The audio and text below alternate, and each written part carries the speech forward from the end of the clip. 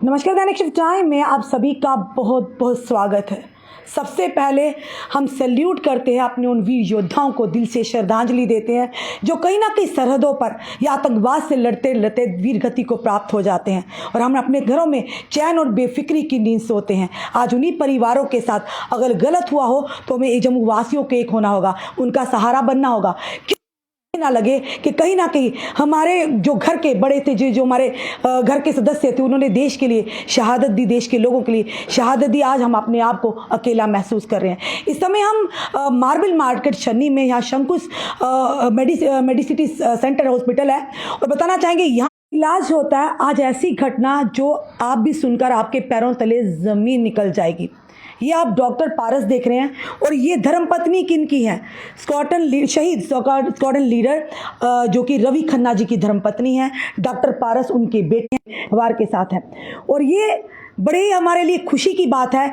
इतनी बड़ी बड़ी डिग्रीज करने के बाद इन्हें बाहर काफ़ी अच्छा पैकेज मिल जाता, पर इन्होंने क्योंकि शहीदों के परिवार से हैं, आज भी समाज सेवा कर रहे हैं, फ्री में करें पिछले 5 महीनों से। आखिर ऐसा क्या हुआ? कुछ गुजराती लोग गुंडई स्टाइल में आते हैं इस अस्पताल के अंदर। कैंसर पेशेंट का इलाज चल रहा था, उन्हें रोकते हैं, जिनको ऑपरेशन होने कहते आज नहीं होगा और पूरे इस हॉस्पिटल को ऑक्यूपाई कर लेते हैं। इस समय हमारे साथ शहीद स्क्वाड्रन लीडर रवि खन्ना जी की धर्मपत्नी है। इनसे जानने का प्रयास करेंगे आखिर पूरी घटना क्या हुई। और जनता जो भी समय हमें देख रही है, आप जरूर कमेंट बॉक्स में कमेंट भी कीजिएगा, इस वीडियो को ज़्यादा से शेयर भी कीजिएगा कि क्या ऐसा होना हमारे जम्मू में हमारे शहीदों के परिवारों के साथ जो अपनी सेवाएं दे रहे हैं और उसके बाद इनके साथ इस तरह का व्यवहार, वो भी बाहरी लोगों के तहत, क्या ये मंजूर है? चलिए मैम। जी मैम बोलिए। सबसे पहले मेरा हार्दिक अभिनंदन पूरे देशवासियों को और बेटे आप सबका मैं तहे दिल से शुक्रिया अदा करती हूँ। I am a proud wife of Abhimanyu ji, martyr squadron leader Ravi Khanna. मेरे हस्बैंड को शहादत उनकी हुई 25 जनवरी 1990 श्रीनगर में। मेरे बच्चे बहुत छोटे थे, मुझे बहुत कुछ सरकारों से मिल सकता था, लेकिन यू बिलीव मी मेरा पूरा रिकॉर्ड खंगाला जाए, मुझे उनकी इंश्योरेंस उस टाइम 3 लाख थी, आज करोड़ रुपया इंश्योरेंस एक सिपाही की।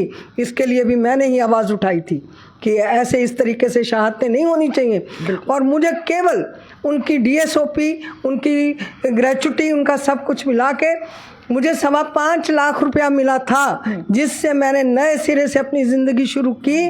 बच्चों को ईश्वर ने अपनी सरपरस्ती में रखा। मेरे बच्चे पढ़े लिखे मेरिटोरियस बच्चे हैं और मुझे भारत सरकार से मैंने एक बहुत डिसेंट तरीके से एक शहीद की बीवी को वो डेकोरम मेंटेन करके कैसे चलना चाहिए, मैंने इस चीज़ को हमेशा सबसे ऊपर रखा और मेरी हुकूमतों के साथ 1 to 1 हुआ है। आज इस देश में मेरी आवाज़ के बाद कई ऐसे प्रेसिडेंट बने हैं कि जो हमारे पूरे समूचे देशवासियों को उसका फ़ायदा हो रहा है। मैंने पैसों के लिए कभी लड़ाई नहीं की।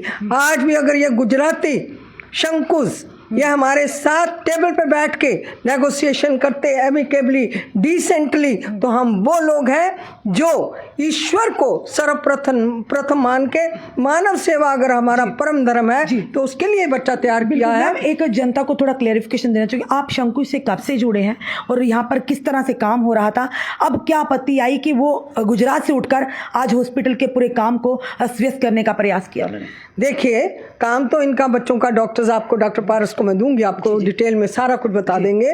मैं ये जानती हूँ कि पिछले 5 महीने से आयुष्मान का सारा पैसा उनके अकाउंट में जा रहा है और ये बच्चे फ्री में सारा काम कर रहे हैं, टीम भी बढ़ा रहे हैं, अपने पल्ले से दे रहे हैं। इनको मैं अपनी मॉनेटरी सहायता दे रही हूँ, पैसे की पूरी मदद इसलिए दे रही हूँ क्योंकि मैं मानती हूँ at the end of the day हमने सब कुछ यहीं पे छोड़ जाना है। अगर मानव सेवा उस अभिमन्यु को, उस शहीद को नमन करते हुए उसकी जितनी मेरे को पेंशन मिलती है वो पैसा मैं मानव कल्याण के लिए ही लगाती आ रही हूँ और लगा रही हूँ। मैं बेसिकली टीचर थी, अपने भत्ते से मैंने बच्चे पढ़ाए हैं, अपने भत्ते से गुजारा करती हूँ। आइए मेरा रहन सहन देखिए, सब कुछ देखिए, आपको पूरी समझ आ जाएगी कि जिसने अपने सिर पे कफन बांधा होता है ना इस बात का कि मुझे देश को, राष्ट्र सर्वप्रथम मेरा उद्घोष है, तो मैं अपने राष्ट्र को समर्पित हूँ, उन्हीं के लिए काम करती हूँ। ये बच्चा आपको डिटेल में पूरी बात बताएगा, आप इन्हीं के मुखारबिन से सुनिए। पारस जी, आप इधर आ जाइए, ज़रा आपसे बात करते हैं। डॉक्टर साहब बताइए, आखिर ये जो एम्पैनल्ड है आयुष्मान कार्ड, जो भी जितने भी आयुष्मान कार्ड, हम तो शुक्रिया करते हैं देश के प्रधानमंत्री जी का कि इतनी व्यवस्था दी गरीबों की, कम से कम यहाँ पर जो इलाज होता है आयुष्मान कार्ड के तहत होता है। आपकी क्या शंकु के साथ क्या डील हुई थी, क्या कॉन्ट्रैक्ट हुआ था, क्या आप कब से फ्री कर रहे हैं? आज क्या ऐसा हो गया कि वो गुंडाई स्टाइल में यहाँ पर आकर काम रोक देते, पेशेंट्स को परेशान किया जाता है, जो कैंसर पेशेंट जिनका इलाज हुआ या जिनका होने वाला है, एक गलत मैसेज किया, तो क्या बताइए पूरी बात। नमस्कार, मेरा नाम डॉक्टर पारस खन्ना है। मैं एक कैंसर सर्जन हूँ और मैं 2018 में जम्मू आया था, लगभग 21 साल दिल्ली में अपनी ट्रेनिंग कंप्लीट करके। मैं जिस परिवार से हूँ, मैं बहुत आभारी हूँ जम्मू का और समाज का, जिसने जब मैं पढ़ रहा था तब मेरे परिवार की देख रेख की है, और उसी फीलिंग से मैंने आके यहाँ पे काम शुरू किया। 2018 के बाद कोई दिक्कत नहीं मुझे, आप प्लीज़। नहीं, मैं कंफर्टेबल हूँ। वापस आके मैंने जब काम शुरू किया, मेरा सिर्फ एक ध्येय था कि जो काम मैं सीख के आया हूँ, जो एम्स में मेरे गुरु ने मेरे को सिखाया, मुझे वो डिलीवरी जम्मू में आके देनी है। और आप यकीन मानिए, मुझे जम्मू में हर किसी का सपोर्ट मिला है, हर किसी का। मैं यहाँ का पढ़ा हुआ नहीं हूँ, मैं यहाँ के डॉक्टर्स को, सीनियर डॉक्टर्स को नहीं जानता हूँ, लेकिन सबके साथ सबने मुझे बहुत इनकरेज किया है। और उस इनकरेजमेंट का नतीजा ये निकला है कि हमने धीरे धीरे मेहनत करके अपना एक पेशेंट बेस बनाया। 2022 में जब मेरे साथ मेरी टीम एक्सपैंड हुई, डॉक्टर गुरप्रीत ने मेरे साथ काम करना स्टार्ट किया अक्टूबर 2021 में। 2022 में हमने अपनी एक not for profit organisation register कराई, जिसका नाम है आशना ऑन्कोलॉजी एसोसिएशन। ये नॉट फॉर प्रॉफिट ऑर्गेनाइजेशन को अप्रोच किया गुजरात से शंकुज हॉस्पिटल ने कि आप लोगों का पैशन दे के, आप लोगों की कमिटमेंट देख के हम आपको यहाँ पे एक आयुष्मान एम्पैनल्ड कैंसर सेंटर खोलने में मदद कर सकते हैं। हमने कहा अगर आप हमारे विजन को मैच करते हैं। डॉक्टर गुरप्रीत भी 15-16 साल बाहर पढ़ के अपने घर वापस आई है। हम लोग उस जनरेशन से हैं, और मैं मानता हूँ हम दो अकेले नहीं हैं, बहुत सारे लोग भी अब जम्मू से बाहर पढ़ के वापस आना चाहते हैं, जो अपने शहर को, अपने शहरियों को कमिटेड है कि हम कब वो काम करना शुरू करेंगे जो हमने बाहर सीखा है, कब अपने घर में बैठ के अपने लोगों के लिए वो डिलीवरी देंगे हम। इन्होंने हमको आश्वासन दिया कि हम आपके साथ मिलकर इसमें साथ चलेंगे। हमने इनको हमारा इकरार ये हुआ था कि हम क्लिनिकल सर्विसेज प्रोवाइड करेंगे।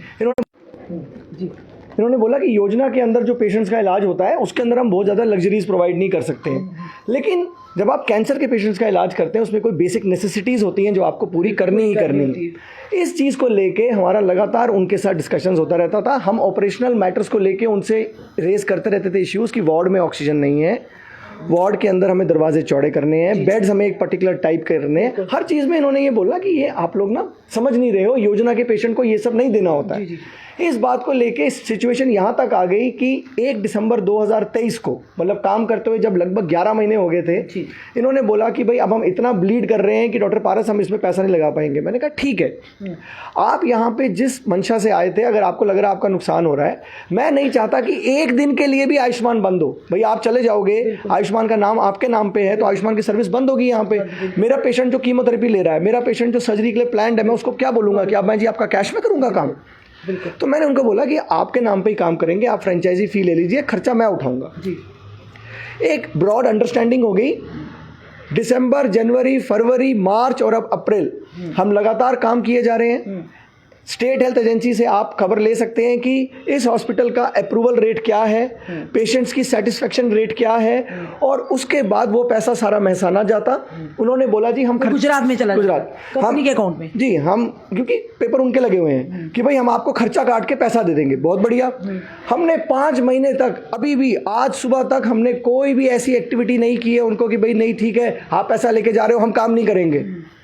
डॉक्टर बोल सकता है ना कि अगर 5 महीने से फ्री में काम कर रहे हैं, बिल्कुल फ्री में, एक पैसा नहीं लिया, अपना पैसा डाला है ताकि यहाँ कम से कम 3 एनेस्थेटिस्ट हो, यहाँ कम से कम एक फिजिशियन रोज राउंड ले, यहाँ पे एक फिजियोथेरेपिस्ट हो, डाइटिशियन हो, बाकी डॉक्टर्स अवेलेबल हो, ताकि पेशेंट को ये ना लगे कि भाई यहाँ पे तो एक लिमिटेड फोर्स है। पेशेंट को हमें वो कॉन्फिडेंस क्रिएट करना है कि हमने अगर आपकी जिम्मेदारी ली है, अगर हमने आपका हाथ थामा है तो डायग्नोसिस से लेकर ट्रीटमेंट कंप्लीशन तक, और उसके बाद फॉलोअप में आपके साथ। जब आपने बात की कि ये शंकुश की बात करें, एक आयुष्मान पैनल सेंटर का आपको खुला है, आपने कहा, उन्होंने कहा कि मेरे प्रॉफिट नहीं हो रहा है, पर आयुष्मान के माध्यम से जो इलाज हुआ वो तो पैसा उनके अकाउंट में पैसा सारा उनके अकाउंट में जा रहा है। ऊपर से कौन सा वो पैसा चाह रहे थे? ऊपर से पैसा नहीं चाह रहे, वो कह रहे जी इससे हमारा खर्चा पूरा नहीं हो रहा। तो हमने कहा आप खर्चा मत कीजिए, तनख्वाहें मैं दे रहा हूँ। जी जी। दिसंबर से स्टाफ को तनख्वाहें मैं दे रहा हूँ। दिसंबर से किराया जो है, हमने उनको बोला आपका जो भी एक्सपेंडिचर है, चाहे वो किराया है, चाहे वो फार्मेसी है, चाहे कंज्यूमेबल्स है, आप जो आपको पैकेज आ रहा है आयुष्मान से, आप उसमें से माइनस करके और अपनी फ्रेंचाइजी फी लेके आप हमें पैसा वापस कोई एग्रीमेंट हुआ था? बिल्कुल, उनके साथ हमारा हुआ हुआ है, बिल्कुल एग्रीमेंट है। आज एग्जैक्टली क्या हुआ था? यानी 5-6 महीने से डॉक्टर फ्राइडे को बोला कि डॉक्टर पारस हम जम्मू एग्जिट करना चाहते हैं। ये फ्राइडे को वर्बल बात हुई, व्हाट्सएप पे है, मेल पे है कि हम जम्मू एग्जिट करना चाहते हैं, हम चाहते हैं कि एक फाइनेंशियल सेटलमेंट हो, हम 24 तारीख को जम्मू आ रहे हैं। मैंने कहा ठीक है जी आइए, और साथ में एक सीए सर्टिफाइड कॉपी दीजिए हमें अपने एक्सपेंस की। आप कहते हैं जी आपने यहाँ पे करोड़ों रुपए खर्च दिए हैं, तो दिखाइए ना करोड़ों रुपए। आपका सीए मोहर लगा के दे दे कि जी करोड़ों खर्च हो गए हैं, मेरा सीए उसको वेट करेगा, हम निगोशिएट कर लेते हैं, लेकिन पेशेंट केयर नहीं रुकनी चाहिए। उन्होंने कहा जी हम 24 को आते हैं। आज 22 तारीख को उनके 5 लोग ओपीडी में सुबह आके बैठ गए। उनको जाके जब इन्होंने ग्रीट किया, डॉक्टर गुरप्रीत ने और मेरी मदर यहाँ पे डायरेक्टर हैं आशना की, उन्होंने ग्रीट किया कि हितेन भाई नमस्कार, आप इधर कैसे? तो बोलते जी आप कौन, आप यहाँ अंदर नहीं आ सकते। ओके। आपका जब ये उनको ये बात बोली गई कि आप इस तरह बात भी कैसे कर रहे हो, कहते हमें आपसे कोई बात नहीं करनी, आपने अंदर नहीं आना। पेशेंट्स को वो अंदर नहीं आने दे रहे। हमारे पेशेंट्स मैडम दूर से आते हैं, कोई रियासी से, कोई किश्तवाड़ से, कोई पोस्ट ऑफ पेशेंट है, गरीब लोग आते हैं। मैम पेशेंट अमीर या गरीब नहीं होता है, मोटी बात समझिए। पेशेंट एक विश्वास पे आता है, वो विश्वास जो है उसकी अमीरी और गरीबी पे रेस्ट नहीं करता है, वो विश्वास क्रिएट करना पड़ता है, वो विश्वास आपको कमाना पड़ता है उस पेशेंट से। और उस विश्वास से वो पेशेंट आ रहा है, और उसके सामने उन्होंने मेरी मदर के साथ धक्का मुक्की की, डॉक्टर गुरप्रीत के साथ धक्का मुक्की की। फिर मुझे उसका हाथ पकड़ना पड़ा कि अगर इस आई पे आना तो फिर इस पे भी आना पड़ेगा। उन्होंने 5 लोग एकदम से आ गए, आपको पता भी नहीं, वो 5 लोग वहां बैठे हुए थे। उनको हमने बोला कि आप ओपीडी से बाहर आके बात कीजिए, ओपीडी करने दीजिए मुझे, मेरे को मेरे पेशेंट निपटाने दीजिए। आज आयुष्मान के अंदर एक सर्जरी प्लान थी, उन्होंने पेशेंट को मैसेज भिजवा दिया, खाना खा लीजिए, तो सर्जरी नहीं होगी आज। बिल्कुल, वो पेशेंट्स के ऊपर क्या मानसिक तनाव। आप सोचिए, जिसको कैंसर है, आपको उसका तनाव कम करना है। और मुझे दुख ही इस बात का है, जैसे मैंने आपको बोला, आज कैजुअलिटी ये नहीं है कि भाई हमारा उनके साथ डिसएग्रीमेंट है और वो इस तरह पब्लिक हो रहा है। आज कैजुअलिटी ये नहीं है कि वो क्लेम कर रहे हैं कि वो नुकसान उठा रहे हैं आयुष्मान में। आज कैजुअलिटी ये नहीं है कि मेरा काम रुका हुआ है। आज कैजुअलिटी ये है कि पेशेंट का विश्वास टूटा है। कैजुअलिटी ये है, और उसको एड्रेस करना जरूरी है कि जिसका मन करेगा, जब उसके व्यापार में पैसा नहीं बनेगा, तो क्या वो धक्का मुक्की करके, गुंडाई करके आके घुस जाएगा कि जी अब आप चलिए।